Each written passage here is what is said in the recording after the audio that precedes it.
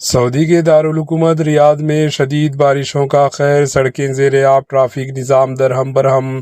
سعودی عرب کے دارالحکومت ریاض میں ہونے والی شدید بارشوں نے معاملات زندگی کو بری طرح متاثر کر دیا۔ تفصیلات کے مطابق موسلادھار شدید بارش کے باعث شہر کے کئی اہم سڑکیں زیر آب آ گئی، جس کے نتیجے میں ٹریفک کا نظام مفلوج ہو کر رہ گیا۔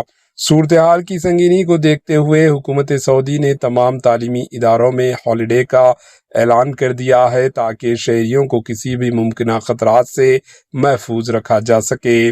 واضح رہے کہ سعودی عرب جیسے صحرائی ملک میں عموماً بارشیں نہ ہونے کے برابر ہوتی ہے، لیکن حالیہ دنوں میں اس طرح کے غیر معمولی بارشوں نے ماہرین کو تشویش میں مبتلا کر دیا۔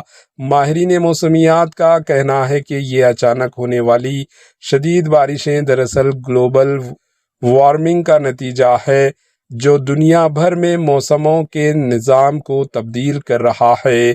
ان کا مزید کہنا ہے کہ اس طرح کے واقعات موسمیاتی تبدیلیوں کی شدت کو ظاہر کرتے ہیں اور مستقبل میں ایسے حالات مزید بڑھ سکتے ہیں۔ Bureau report, AHN news.